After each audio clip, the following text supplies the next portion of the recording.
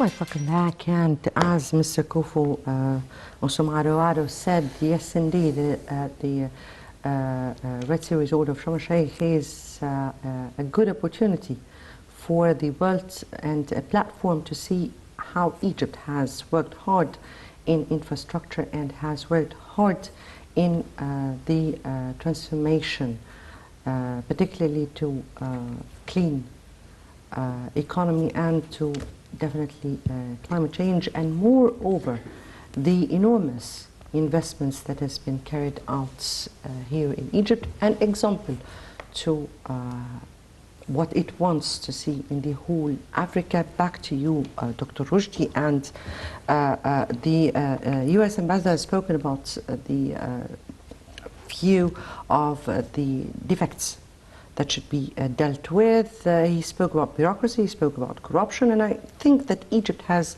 already worked on those files enormously. Please illustrate. In a couple of minutes, I would like to highlight one of the most important management theory or approach that a lot of countries or a lot of organizations that they are following, which is SWOT analysis, which is we can convert it nowadays to a new concept, which is TOS analysis. What's TOS analysis actually? You have to create from threat opportunities, weak point to change it to strength.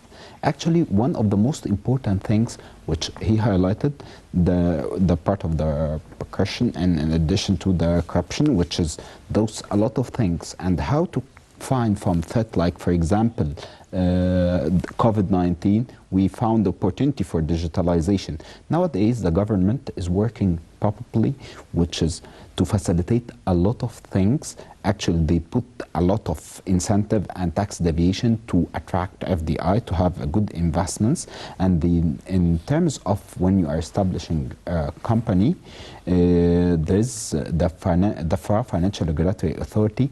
They put one of the most important things, which is the governance, corporate governance nowadays. Good governance, yes. Yes, and the other thing, and a lot of things to ensure that the governance go in a proper way. This is in addition to automate things nowadays. The we are full going digital transformation of Thank Egypt. you. Indeed. Nowadays, which aligned with the global trend to have a digitalized, to decrease a little bit any manual interference. Actually, it minimized, not to say eliminate chances for what we have been speaking about. My last question here before we end up, because our time is running up, and President Sisi has said that emerging states are in need of additional low-cost funding amid global economic circumstances, and I put my finger and pinpoint my finger on low-cost funding. Lots of projects, but the circumstances are enormous and are grave, and we are in need of the money. All of Africa, definitely, all together, all the world need to work together amid this global economic circumstances. How do you read the President's call? Actually, for a second time in this episode, you hit a nerve, actually, which is the low-cost fund. And the President and President Sisi is highlighting one of the most crucial things globally, because a lot of countries nowadays, the cost of debt is exceeding their GDP growth. And this is not right for the entire globe. As you know, and our audience nowadays, the world is a small village. Yes, it is. And we are different. Each country has a competitive edge, and we are working together to integrate. For that reason, if any country default or its debt exceeded its GDP, it's negatively will reflect on the other countries. Nowadays, you can find the conflict between Russia and Ukraine reflected on the prices of essential commodities like wheat and oil and a lot of things nowadays. Yes. And President Sisi had a nerve in this point. We have to focus on getting low-cost fund, and by this we will develop the infrastructure, and all the countries will integrate it to have a better life and sustainable goals that will be achieved. Indeed. God will.